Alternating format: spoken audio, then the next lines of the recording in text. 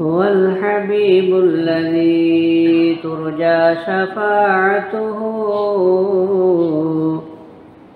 لكل هول من الأهوال مقتحم.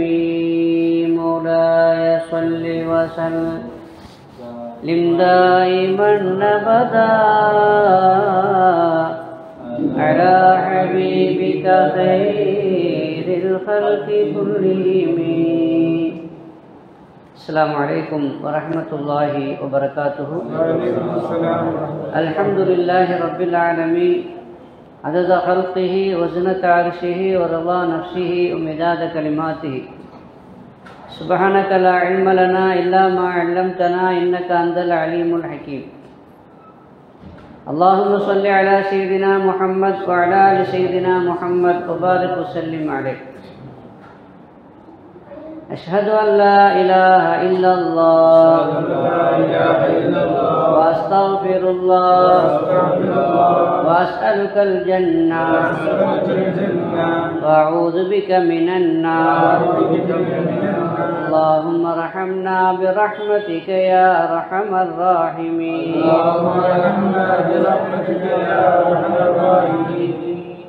அளவற்ற அருளாளன் நிகரற்ற அன்புடையோன் எல்லாம் வல்ல அல்லாஹுவின் திருப்பெயரால் துவக்கம். அல்லாஹுவை பயந்து நடந்து கொள்ளும்படி வாழ்வின் எல்லா நிலைகளிலும் தக்வாவுடைய வாழ்க்கையை மேற்கொள்ளும்படி முதலாக எனக்கும் உங்களுக்கும் உபதேசம் செய்து கொள்கிறேன்.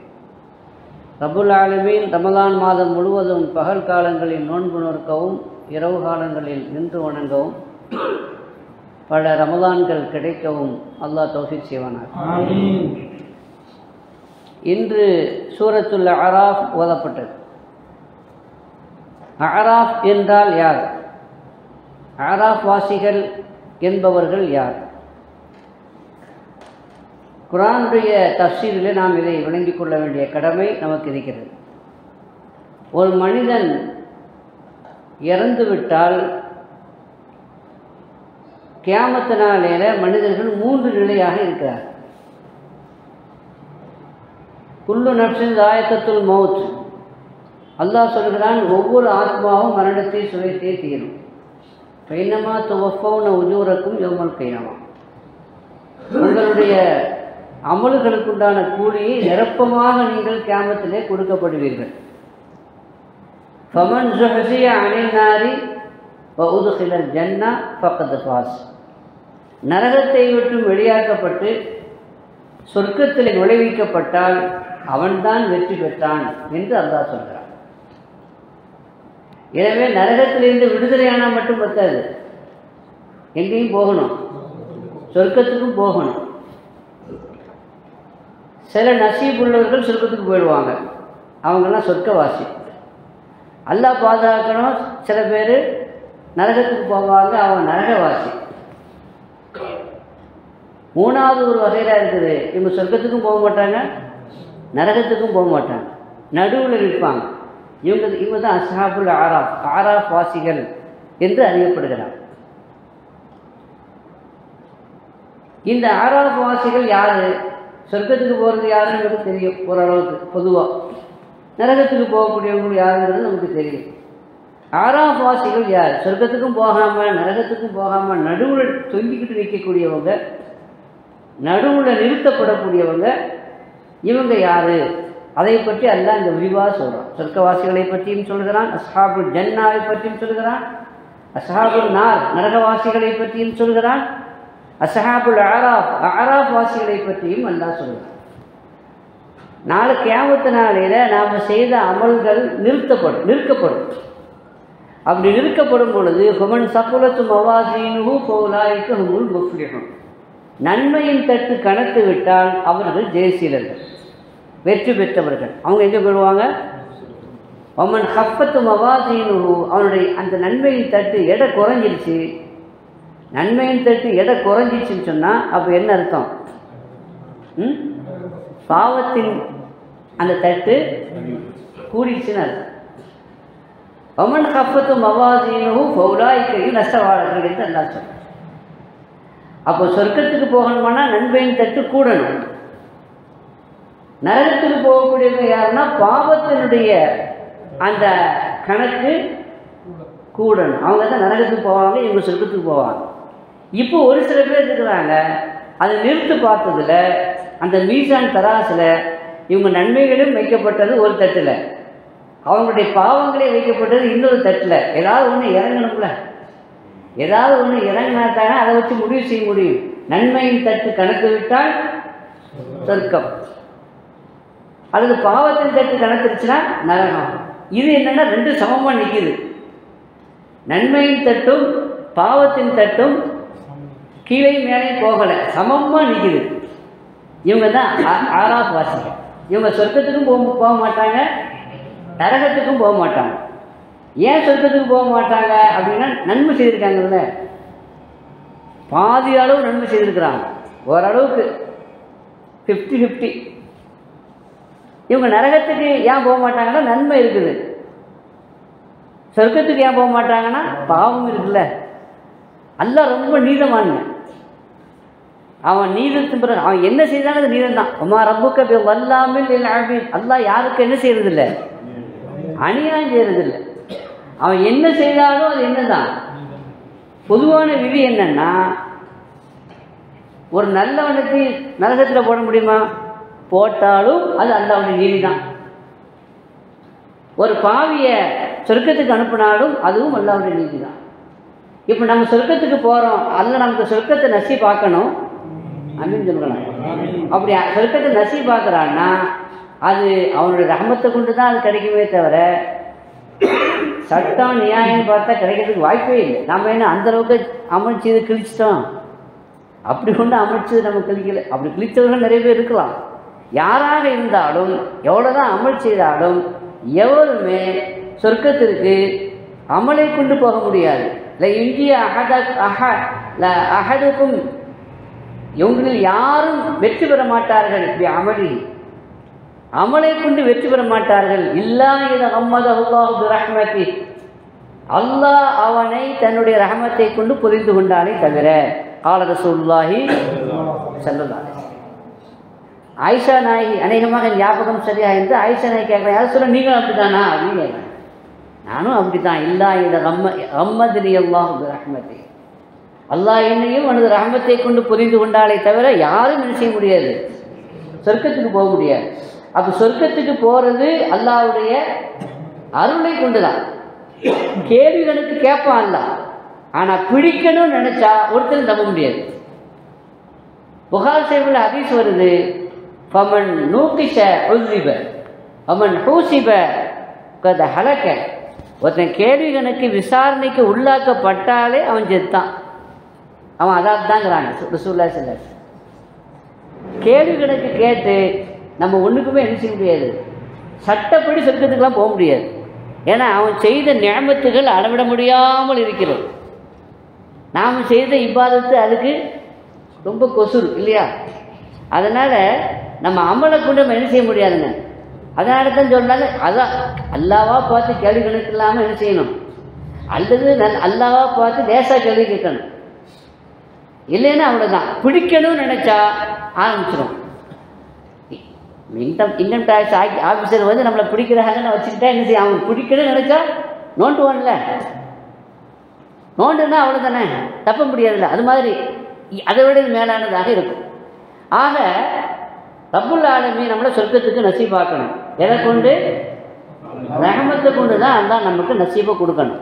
இப்போ நன்மையினுடைய தட்டும் அதே மாதிரி பாவத்தின் தட்டும் சமமாக ஆகிவிட்டது என்றால் மன் சபத் ஹசனாத்துஹு வ ஸய்யிஆத்துஹு ஃபஹுவ அஸ்ஹாபுல் அராஃப். நன்மையும் தீமையும் சமமாக ஆகிவிட்டால் அவங்க தான் யார், ஆராஃப் வாசிகள். இவங்க சொர்க்கத்துக்கும் போக மாட்டாங்க, நரகத்துக்கும் போக மாட்டாங்க. இவங்க சொர்க்கத்தையும் பார்ப்பாங்க, நரகத்தையும் பார்ப்பாங்க. சொர்க்கத்தில் உள்ளவர்களையும் பார்ப்பாங்க, நரகத்தில் உள்ளவர்களையும் பார்ப்பாங்க. ஒனாதோ அஸ்ஹாபுல் ஜன்னா, சொர்க்கவாசிகளை பார்த்து சொர்க்கவாசிகளே சலாம் சலாம் அலைக்கும் சொல்லுவாங்க. ஆனால் வஹும் லம் யதுகுலுஹா சலாமுன் அலைக்கும் லம் யதுகுலுஹா. சொர்க்கவாசிகளை பார்த்து சலாம் சொல்லுவாங்க, ஆனால் சொர்க்கத்துக்கு போக மாட்டாங்க. வஹும் யத்மஊன், ஆனால் ஆசை இருக்கும், இருக்காதா? அவங்கெல்லாம் பார்த்து சுகமாக இருக்கிறாங்க, சொகுசாக இருக்கிறாங்க, நமக்கு என்ன செய்ய முடியலையே, அந்த நசீபு நமக்கு இல்லையே அப்படிங்கிற ஒரு ஆசை, சொர்க்கத்துக்கு போகணுமேங்கிற ஆசை இருக்கவே தவிர என்ன செய்ய மாட்டாங்க சொர்க்கத்துக்கு. இந்த பக்கம் நரகவாசிகளை பார்ப்பாங்க. வைதா சரிபத்த அபுசாரும் தில்காஹ அஸ்ஹாபின்னார். வைதா சரிபத்த அவங்களுடைய பார்வை நரகவாசிகள் பக்கம் திருப்பப்பட்டு விட்டால் பயம். ரப்பனா லா தஜஅல்னா, ரப்பே இந்த லாலின் அக்கிரமக்கார கூட்டத்தாரோடு என்னை என்ன செய்து விடாது, சேர்த்து விடாத ரப்பே என்று துவா செய்வார். இப்போ இது ரெண்டாம் கட்டம் பேரணாம்பட்டா மாதிரி சொர்க்கத்துக்கும் போகாமல் நரகத்துக்கும் போகாமல் நடுவில் நிற்கிறவங்க இவங்க தான் யாருங்க? ஆராஃப் வாசிகள். இந்த ஆராஃப் வாசிகள் சில பேரை நம்ம வழங்கணும். இதில் யாரெல்லாம் இந்த பட்டியலில் சேருவாங்க, யாரெல்லாம் இவங்கள பட்டியலில் சேருவாங்க அப்படின்னா ஹதீஸில் வருது. என்ன ஹதீஸில் வருது? நம்ம ஏற்கனவே ஒரு ஹதீஸ் சொன்னோம். நபிகள் நாயகம் ஸல்லல்லாஹு அலைஹி வஸல்லம் அவர்கள் ஒரு மனிதரை கண்டிச்சாங்க. ஒருவர் ஷஹீத் ஆயிட்டார், அல்லாஹ்வுடைய பாதையில் உயிர் தியாகம் பண்ணியிருக்கிறார், இரத்த சாட்சி. அவரை பார்த்து இன்னொரு சஹாபி சொன்னார், சோபனம் சொர்க்கவாசி, சொர்க்கத்துக்கு போயிட்டாரு அப்படின்னு சொன்னப்போ அந்த சஹாபியை கண்டித்தார். உனக்கு தெரியுமான்னு கேட்டான். அவர் சொர்க்கத்துக்கு போயிட்டான்னு உனக்கு தெரியுமா அப்படின்னு கேட்டான்.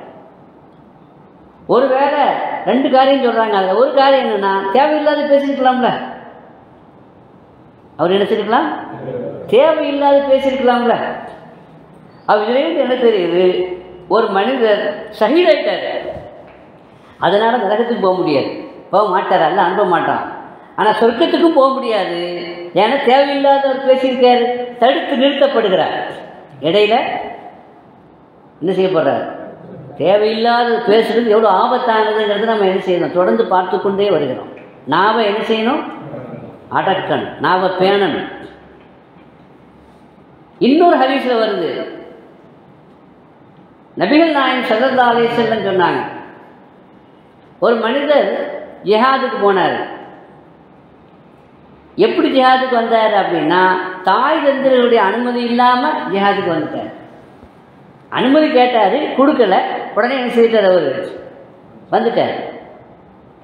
இத்தனைக்கு வேறு சினிமா பார்க்க போகல, வேறு தப்பான காரியத்துக்கெலாம் போகல, அல்லாஹ்வுடைய பாதையில் ஜிஹாது செய்து ஷஹீதாகணுங்கிற ஒரு நல்ல நியத்தில் வந்தார். ஆனால் யார்கிட்ட பெர்மிஷன் வாங்கலை, பெற்றோர்களிடத்தில் அனுமதி வாங்கலை. இப்படி பெற்றோர்களிடத்தில் அனுமதி வாங்காமல் யாராவது ஷஹீதாக இருந்தால் இவங்களும் ஆறாம் வாசி தான். இவங்க சொர்க்கத்துக்கு போக முடியாது, ஏன்னா பெற்றோர்களுடைய அனுமதி வாங்கலேங்கிற காரணத்தினால. நரகத்துக்கும் போக மாட்டாங்க, ஏன்னா அல்லாஹ்வுடைய பாதையில் ஷஹீதாக இருக்கிறாங்க. அப்படின்னா பெற்றோர்களுடைய அனுமதி வாங்காமல் ஷஹீதானாலே அவர் சொர்க்கத்துக்கு போக முடியாது. அப்படின்னா பெற்றோர்களுக்கு மாறு செய்தால், இந்த பெற்றோருக்கு மாறு செய்வதை பற்றிலாம் வரல. பெற்றோர்களுக்கு மாறு செய்தால், பெற்றோர்களுக்கு செய்ய வேண்டிய பணிவிடைகள் செய்யாமல் இருந்தால், அவர்களுக்கு நன்மை செய்யாமல் இருந்தால் அவங்கிறது என்னவாகும், அல்லாஹ் நம்ம பாதுகாப்பானாங்க. ஒரு சஹாபி வர்றாரு, ரசூலுல்லாஹி அவங்கள்ட்ட வந்து ஜிஹாதுக்கு நான் வருவதற்கு அனுமதி கொடுங்க அப்படின்னு கேட்குறேன். அப்போ ரசூலுல்லாஹி கேட்டாங்க, அஹய்யுன் வாலிதாக், உன் பெற்றோர்கள் ஹயாத்தா இருக்கிறாங்களா அப்படின்னு கேட்டாங்க ஸல்லல்லாஹு அலைஹி வஸல்லம். ஆமான்னு சொன்னார். அப்படின்னா இப்போ ஃபீஹிமா ஜாஹித், அங்கே போய் ஜிஹாது பண்ணுட்டாங்க. நீ ஜிஹாது பண்ண வேண்டியது போர்க்களத்தில் அல்ல, உன் பெற்றோர்கள் விஷயத்தில் நன்மைகள் செய்து அவருடைய திருப்பொருத்தத்தை பெற்று அந்த ஜிஹாதை அங்கே போய் செய். அப்படின்னா பெற்றோர்களுக்கு நாம் செய்ய வேண்டிய கடமை சாதாரணமானது அல்ல. பெற்றோர்களுக்கு நாம் செய்ய வேண்டிய கடமை ரொம்ப ரொம்ப அவசியமானது என்பதை நம்ம முதல்ல விளங்கிக்கணும். ஒரு சஹாபி வந்தார், ஜிஹாதுக்கு அனுமதி கேட்டு வர்றார், நல்ல விஷயத்துக்கு அனுமதி கேட்டு வர்றார். அப்போ ரசூலுல்லாஹி ஸல்லல்லாஹு அலைஹி வஸல்லம் இதே மாதிரி கேட்டாங்க, பெற்றோர்கள் இருக்காங்களா? இருக்காங்க. நீ அவர்களை அளவைத்து விட்டு வந்தாயான்னு கேட்டாங்க. ஏன்னா அவங்க போகிறதுக்கு இஷ்டம் இல்லை, பிள்ளை போகிறதுக்கு இஷ்டம் இல்லை. அப்போ அழுது அவனை அனுப்பி வச்சாங்க, மனசு இல்லாமல். அப்போ ரசூலுல்லாஹி ஸல்லல்லாஹு அலைஹி வஸல்லம் சொன்னாங்க, அளவைத்து நீ வந்திருக்கிறாய், போய் அவங்கள சிரிக்க வைங்க. இப்போ ஜிஹாதை விட மேலான அமல் எது? பிர்ருல் வாலிதைன், பெற்றோர்களுக்கு நன்மை செய்வது. பெற்றோர்கள் அழக்கூடாது. சில பேர் பெற்றோருடைய மனசை புண்படுத்துறது, பெற்றோருடைய மனசை காயப்படுத்துறது. பெரும்பாலும் எப்போ காயப்படுத்துவாங்கன்னா கல்யாணத்துக்கு பிறகு. நம்ம பீவியுடைய சொல் கேட்டு பீவியை திருப்திப்படுத்தணும் அப்படின்னா ஒன்றும் நான் இருக்கணும் அல்லது அவங்க இருக்கணும் அப்படின்னு நிபந்தனை போடுவாங்க. தனி போன்னு சொல்லி வெளியேற்றுறது. நம்ம பீவி வெளியேற்ற மாட்டோம், வேறு வழி இல்லை. பிள்ளையெல்லாம் பித்தாச்சு எங்கே அனுப்பா? அதனால் கடைசி நிர்பந்தத்திற்கு ஆளாகி விடுக்கிறாங்க. எங்கே அனுப்பி விடுக்கிறாங்க? எங்கெங்கே அனுப்புகிறான்? அது அந்த இடத்துக்கு என்ன பேர்? முதியோர் இல்லம். முதியோர் இல்லத்துக்கு அனுப்புகிறான். அதான் ஒருத்தன் கவிதை எழுதுனான். இல்லை, அதாவது அவனுடைய வீட்டுக்கு இல்லத்துக்கு பேர் அன்னை இல்லம். அவனுடைய வீட்டுக்கு என்ன பேர்? அன்னை இல்லம். ஆனால் அன்னை இருப்பதோ முதியோர் இல்லம் அப்படின்னு. ஆக இப்படிப்பட்ட நிலையில் நாம் என்ன செய்கிறோம்? இருக்கிறோம். அல்லாஹ் பாதுகாக்கணும். சில பேர்ட்டு நான் ஒரு ஆள்கிட்ட சொன்னேன், நம்ம மாணவர் தான், அவர்கிட்ட சொன்னேன், எப்பா பெற்றோர்கள் அழுகிறார்கள், நீ ஒரு ஆலிமாக இருந்து இப்படி செய்யலாமா? அவங்க அழுகை கண்ணீர் வடித்தால் என்ன ஆகும் உன்னுடைய நிலைமை அப்படின்ட்டு. போய் மன்னிப்பு கேளு, அவங்களுக்கு செய்ய வேண்டிய கடமைகளை செய் அப்படின்னு சொன்னப்போ அந்த பையன் சொன்னான், நீ எல்லாம் சொல்கிறதான் சரிதான், ஆனால் அவங்க என்ன பண்ணாங்கன்னு உங்களுக்கு தெரியுமான்னு கேட்டான். பெற்றோர்கள் மீது புகார் சொல்ல வர்றான் அவன். தெரியுதுல, இந்த போக்கை பார்த்தா, ஸ்டைலை பார்த்தா தாயின் மீது அவன் குற்றச்சாட்டுகளை சொல்ல வர்றான். இங்கேயும் காரணம் அங்கே பீவி தான். அப்போ அந்த தாய் என்ன பண்ணான்னு தெரியுமான்னு சொல்ல வர்றான். நான் என்ன, அவன் என்னமும் செய்துட்டு போட்டோம், அதை பற்றி இங்கே பேச வச்சு. உன் தாய் என்ன செய்தாங்க, உன வேலை உனக்கு அநியாயமே செய்தாங்கன்னே வச்சுக்குவோமே, அநியாயமே செய்தாங்கன்னே வச்சுக்குவோமே. ஆனாலும் கூட ரசூலுல்லாஹி ஸல்லல்லாஹு அலைஹி வஸல்லம் தீர்ப்பு தாயின் பக்கம் தான் இருக்குது. ஸல்லல்லாஹு அலைஹி வஸல்லம் சொன்னாங்க, பெற்றோர்களை கவனிக்க வேண்டும், பெற்றோர்களுக்கு உதவி செய்ய வேண்டும் என்று சொல்லிவிட்டு ஒயின் தலமாக் ஒயின் தலமாக் ஒயின் தலமாக் 3 தடவை சொன்னாங்க. அந்த 2 பேரும் உனக்கு அநியாயம் செய்தாலும், அந்த 2 பேரும் உனக்கு அநியாயம் செய்தாலும், அந்த 2 பேரும் உனக்கு அநியாயம் செய்தாலும் அவங்களுக்கு தான் நீ உதவி செய்யணும்னு சொன்னாங்க. அப்போ அதிலிருந்து எந்த கேஸையும் 2 பேரும் விசாரிக்கணும். ஆனால் பெற்றோர்களா அல்லது மனைவியா என்று வரும் பொழுது அவங்க அநியாயமே செய்தாலும் நீ யாருக்கு தான் உதவி செய்யணுங்கிறாங்க அப்படின்னு ரசூலுல்லாஹி ஸல்லல்லாஹு அலைஹி வஸல்லம் சொன்ன பிறகு இந்த கேஸை நம்ம விசாரணைக்கே என்ன செய்ய முடியாது, எடுத்துக்கொள்ள முடியாது. அதனால் நீ என்னவா இருந்தாலும் அதை பற்றி பேசாதன்னு சொன்ன. இதை நாம் விளங்கி கொள்ளணும், நாம் விளங்கி கொள்ளணும். ஆக பெற்றோர்களுக்கு மாறு செய்வது அது எவ்வளோ பெரிய பாவம் என்றால், அது எவ்வளோ பெரிய அநியாயம் என்றால், அது நம்மை சொர்க்கத்தை விட்டும் தடுத்து விடும். நீ பெற்றோர்களுக்கு மாறு செய்துவிட்டு ஜிஹாதிலேயே கலந்து கொண்டு ஷஹீதாக ஆனாலும் கூட என்ன செய்ய முடியாது, சொர்க்கத்துக்கு போக முடியாது. ஷஹீதான காரணத்தினால் வேணுமானா நீ நரகத்துக்கு போகாமல் இருக்கலாம். ஆனால் பெற்றோர்களுக்கு மாறு செய்த காரணத்தினால எங்கே போக முடியாது. ஃபீஸபீல வஃபாத்தானா இப்படி, ஃபீஸபீல வஃபாத் ஆகாமல் பெற்றோர்களுக்கு நீ மாறு செய்தா அல்லாஹ் பாதுகாக்கும். நம்ம நிலைமை என்னவாகும்? பெற்றோர்கள் மனசு திருப்தியாக இருந்தால் சக்கராத்து கஷ்டமாகிவிடும், களிமா வராது நாவில். அல்லாஹ் பாதுகாக்கணும். எனவே பெற்றோர்கள் விஷயத்தில் நான் ரொம்ப ஜாக்கிரதையாக என்ன செய்யணும், நாம் ரொம்ப அடுக்கணும். அல்லாஹ் பெற்றோர்கள் விஷயத்தில் என்ன சொல்கிறான்? வகலா ரப்புக அல்லா தஅபுது இல்லா இய்யாஹு வபில் வாலிதைனி இஹ்சானா. அல்லாஹ் என்ன சொல்கிறான்? அல்லாஹ் விதித்து விட்டான். வகலா ரப்புக, ஜட்ஜ்மெண்ட் ஆயிடுச்சு. தீர்ப்பு வர்றதுக்கு முன்னாடியாவது நம்ம என்ன செய்யலாம், ஏதாவது வாதாடலாம். ஆனால் அல்லாஹ் தீர்ப்பு முடிச்சுட்டான். வகலா ரப்புக, அல்லாஹ் ரப்பு ஜட்ஜ்மெண்ட் பண்ணிட்டான். என்ன பண்ணிட்டான்? அல்லாஹ்வை தவிர வேறு யாரையும் நீங்கள் என்ன செய்யக்கூடாது. இது முடிவான தீர்ப்பு. அல்லா தஅபுது இல்லா இய்யாஹு. அதுக்கு அடுத்து அல்லாஹ் சொல்கிறான், வபில் வாலிதைனி இஹ்சானா, பெற்றோர்களுக்கு உபகாரம் செய்ய வேண்டும், உதவி செய்ய வேண்டும் என்று அல்லாஹ் ஜட்ஜ்மெண்ட் பண்ணிட்டான். வகலா ரப்புக இம்மா யபலுகன்ன இந்தக அஹதுஹுமா அவ் கிலாஹுமா, உங்களிடத்தில் 2 பேருமே இருந்தால் அவு கிலாஹுமா, அல்லது ரெண்டு பேருமே இருந்தால், அல்லது யாராவது ஒரு ஆள் வயதான காலத்தில் உங்கள் இடத்துல இருக்கிறாங்க அப்படின்னா வலா தகுல்லஹுமா உஃபின், அவங்கள பார்த்து உஃப்புன்னு கூட சொல்லக்கூடாது. உஃப்புன்னா என்னங்க? சாதாரணமாக விளங்குறதுக்காண்டி சீ என்று கூட என்ன செய்யக்கூடாது. ஆனால் அசலில் உப்பு அப்படிங்கிறதுக்கு சீங்கிறது விளங்குறதுக்கு சொல்லப்பட்டது தானே தவிர சரியான மொழிபெயர்ப்பு அல்ல. அதாவது தாயின் மீது எரிச்சல் பட்டு சொல்லக்கூடிய எந்த சொல்லும் உப்பு தான். பெற்றோர்கள் சொல்லக்கூடிய நமக்கு எரிச்சலாக இருக்குது, எரிச்சலாக இருந்தால் கூட வாய் திறக்கக்கூடாது. நாவ் என்ன செய்யணும்? அப்போ சீன்னு சொன்னாலே தப்பு. வலா தகுல்லஹுமா உஃபின் வலா தன்ஹர்ஹுமா, அவங்கள விரட்டக்கூடாதுங்கிறதல்ல, சீ என்று கூட சொல்லக்கூடாது. அவங்கள உதாசீனம் செய்யக்கூடிய எரிச்சல் அடையக்கூடிய வார்த்தைகளை என்ன செய்யக்கூடாது, சொல்லக்கூடாது. வகுல்லஹுமா வலா தகுல்லஹுமா உஃபின் வலா தன்ஹர்ஹுமா வகுல்லஹுமா கௌலன் கரீமா. இந்த ரெண்டு பேர்த்தையும் நம்ம கண்ணியமாக பேசணும். என்னம்மா போட்டு தொணன்னு வர்ற பேசுகிறோமா? பாப்பா அம்மா வயசான காலத்தில் தொணன்னு வர்றீங்க, பேசாமல் இருக்கிறேன் சொல்லலாம். எரிச்சல் வரத்தான் செய்யும். ஆனாலும் கூட நம்ம என்ன செய்யக்கூடாது. வகுல்லஹுமா கௌலன் கரீமா வஹ்ஃபித் லஹுமா ஜனாஹல் துல்லி, அந்த ரெண்டு பேருக்கும் பணிவின் ரக்கையை விரியுங்கள் அப்படின்னு சொல்கிறோம். வஹ்ஃபித் ஜனாஹல் மினல் துல், இழிவின் அல்லது பணிவின் அந்த ரக்கையை நீங்கள் என்ன செய்யுங்க. ரப்பி ரஹம்ஹுமா கமா ரப்பயானி சகீரா என்று என்ன செய்யுங்க, அவங்களுக்காண்டி துவா செய்யுங்க. ரப்பே, நான் சிறுவனாக இருக்கும் பொழுது என் மீது கருணை காட்டி என்னை வளர்த்து ஆளாக்கியார்கள், எனவே நீ அவர்களுக்கு நீ கிருபை செய்வாயாக. ஒரு நாளைக்கு நாம் 5 வக்தில் ஓதணும், அல்லது குறைஞ்சது ஒரு நாளைக்கு ஒரு தடவையாவது என்ன செய்யணும். ரப்பி ரஹம்ஹுமா கமா ரப்பயானி சகீரா, ஹயாத்துலேயும் ஓதணும், ஹயாத்துக்கு பிறகும் என்ன செய்யணும். நீங்களும் நானும் சாலிஹான ஆளு அப்படின்னு எப்படிங்க முடிவு பண்ணுறது?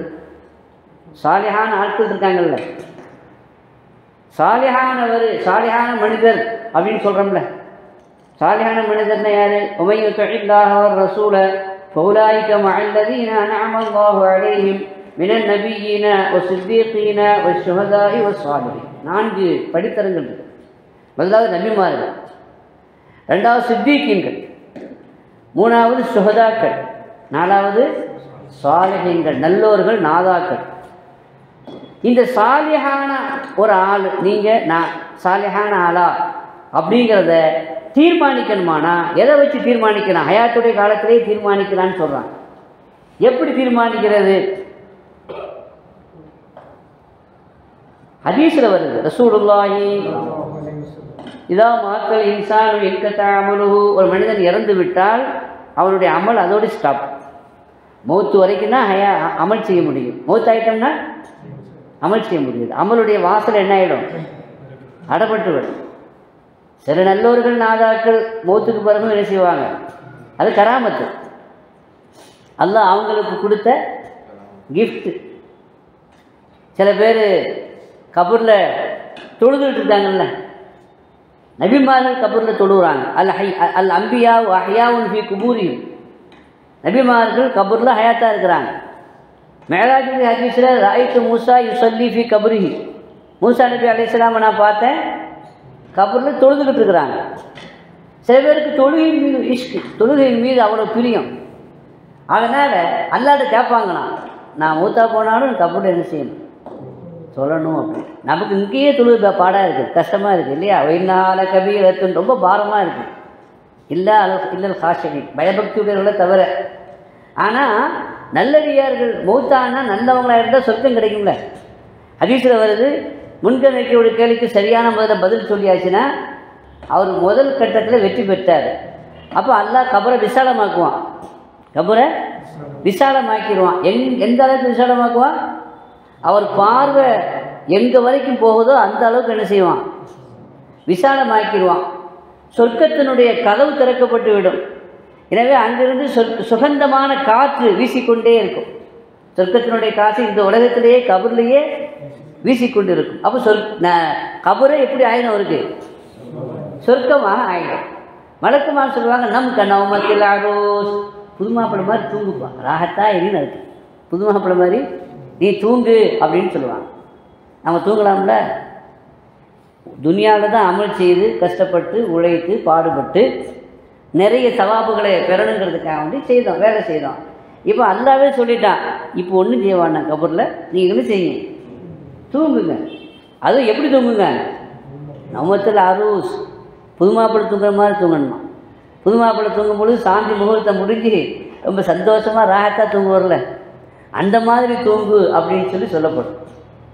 அப்போ அந்த மாதிரி ரெஸ்ட் எடுக்கக்கூடிய அந்த இடத்துல, ஓய்வாக தூங்கக்கூடிய வாய்ப்பும் வசதியும் இருக்கக்கூடிய இடத்துல சில நாதாக்கள் யாரெல்லாம் கபூர்லையும் எனக்கு தொழக்கூடிய வாய்ப்பு கொடு என்று கேட்டால், அப்போ அவங்களுக்கு தொழுகை எப்படி ஆயிடுச்சு?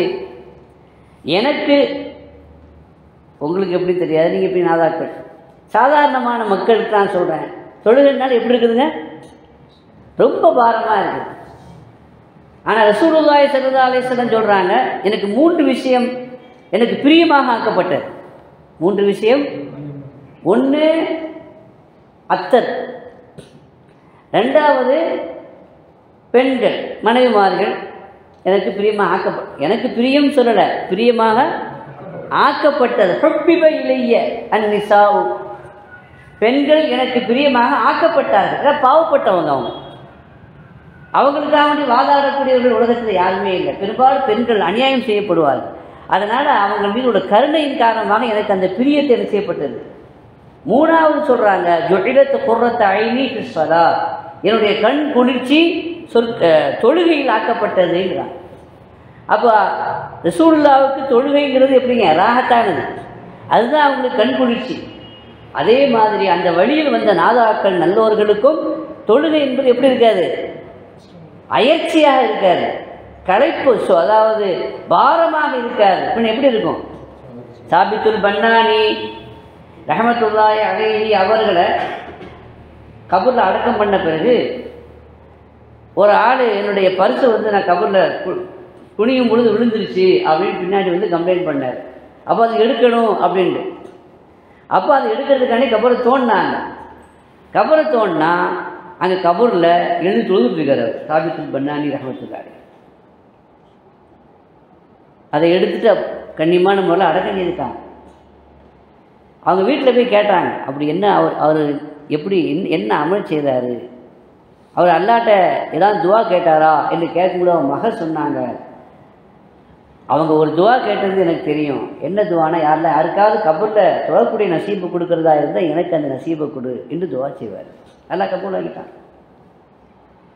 ஆக சொல்ல வந்த விஷயம் என்னங்க? எங்கேயோ போகுது பேச்சு பாருங்க. அது சரி, அது பொது தலைப்பு. இதுக்கு முன்னாடி எந்த விஷயம் சொல்லிட்டு இருந்தேன்? அது தொழுகை கண் குளிர்ச்சின்னா நாதாக்களை கண் குளிர்ச்சி. சொல்ல வந்தது அமல் முடிஞ்சிடும். இறந்து போயிட்டா அதோட அமல் முடிஞ்சிடும். அப்போ ரசூலுல்லாஹி தான் சொல்கிறாங்க, இதான் மாத்தல் இன்சானும் இன்கத்தா அமல். ஒரு மனிதன் இறந்து விட்டால் அவனுடைய அமல் முடிஞ்சிடும், அதோட ஸ்டாப். ஆனால் 3 பேரை தவிர, 3 அமல்களை தவிர. 1வது என்ன அப்படின்னா, இல்முன் இந்த ஃபௌபி, பயன் தருகிற கல்வி. பயன் தருகிற கல்விக்கு உதவி செய்தார். உஸ்தாதாக இருந்து ஓதி கொடுத்தாரு, படித்து கொடுத்தாரு. அது பெரிய மதரசா கட்டி அந்த கல்விக்காக வேண்டி அவர் என்ன செய்தார்?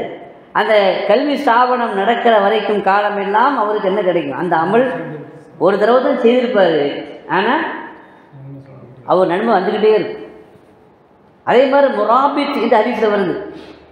முராபித் அப்படின்னா எல்லை காவல் படையில் சேர்ந்து பணி செய்கிறார். எல்லை காவல் பணியில் ஒரு நாட்டினுடைய எல்லையை, இஸ்லாமிய நாட்டினுடைய எல்லையை பாதுகாக்கிறது ரொம்ப முக்கியமான பணியில். அதில் அவர் ஷஹீதாகலை, ஆனால் அந்த பணியில் அவர் இருந்தாலே, வஃபாத்தானாலே கியாமத்து வரைக்கும் அவருக்கு சவாபு எழுதப்பட்டு கொண்டே இருக்கும். அந்த முராபித்து அந்த விஷயத்தில் வருது. ஒருவர் ஒரு தொழுகையை முடிச்சுட்டு இன்னொரு தொழுகை எதிர்பார்த்துக்கிட்டே இருக்கிறார். ஒரு இபாதத்தை முடிச்சுட்டு அடுத்த தொழுகைக்கு ரெடியாக இருக்கிறார். அடுத்த தொழுகைக்கு அடுத்த இபாதத்துக்கு ரொம்ப ஆயத்தமாக இருக்கிறாருன்னா ஃபதாலிக்கும் ரபாத்துன்னு சொன்னாங்க. அதுவும் ரபாத் தான் சொன்னாங்க. ஆக 3 அமலில் 1 என்னது? கல்வி. 2 சதகத்துன் ஜாரியா, நிலையான தர்மம் இல்லையா? நிரந்தரமான தர்மம். மூணாவது என்னது? வலதுன் சாலிஹுன் யதுஉ லஹு, அதாவது பெற்றோர்களுக்கு துஆ செய்யக்கூடிய சாலிஹான பையன். அப்போ அதில் இந்த ஹதீஸில் என்ன தெரியுது? யார் பெற்றோர்களுக்கு துஆ செய்வாரோ அவர் சாலிஹ். வலதுன் சாலிஹுன், சாலிஹான பையன். சாலிஹான பையனுக்கு என்ன அடையாளம்? அவர் பெற்றோர்களுக்கு துஆ செய்கிறாரா அப்படின்னா அவர் யாரு தான்? சாலிஹான பையன் தான். இப்படின்னு யார் சொல்றா? ரசூலுல்லாஹி. அப்போ அதுலேருந்து என்ன தெரியுது? நாம் பெற்றோர்களுக்கு என்ன செய்யணும்? துஆ செய்யணும். ஹயாத்திலையும் துஆ செய்யணும், மௌத்துக்கு பிறகும் துஆ செய்யணும். ஆக சொல்ல வந்த விஷயம், பெற்றோர்கள் விஷயம் ரொம்ப கேர்ஃபுல்லாக நாம் கையாள வேண்டிய, ரொம்ப எச்சரிக்கையோடு கையாள வேண்டிய ஒரு விஷயம். கொஞ்சம் பிசகுனாலும் காரணம் தப்புனா மரணம் தான்.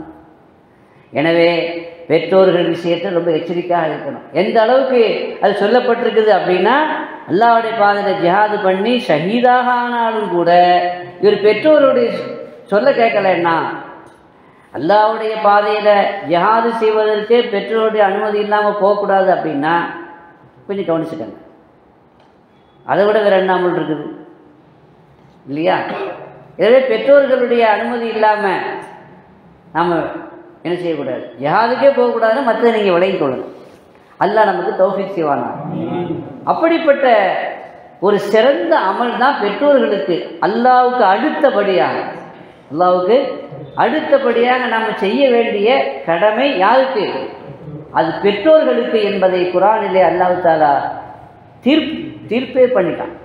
எனவே அந்த நசீப் நமக்கு அல்லாஹ் தரட்டும். எனவே ஷஹீது ஆராஃப் வாசிகள் யாரு அப்படின்னா, அதில் ஒரு சில பேரை பார்த்தோம்ல. இப்போ நம்ம பார்த்து கொண்டிருக்கிறது யாரு? அல்லாஹ்வுடைய பாதையில் ஜிஹாது செய்யறதுக்கு அனுமதி இல்லாமல், பெற்றோருடைய அனுமதி இல்லாமல் வந்தார். வந்து என்ன ஆயிட்டாரு? ஷஹீத் ஆயிட்டாரு. இவர் சொர்க்கத்துக்கும் போக முடியாது, நரகத்துக்கும் போக முடியாது. இவரும் அஸ்ஹாபுல் ஆராஃப், இவர் ஆராஃப் வாசி தான். சொர்க்கத்துக்கு ஏன் போக முடியாதுன்னா பெற்றோர்களுடைய துஆவை வாங்கலை. நரகத்துக்கு ஏன் போக முடியாதுன்னா இவர் வந்து ஷஹீத் ஆகிருக்கிறார்.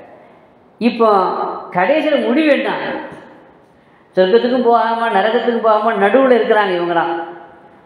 ஒரு வகையில் என்ன அப்படின்னா வேதனை இல்லை.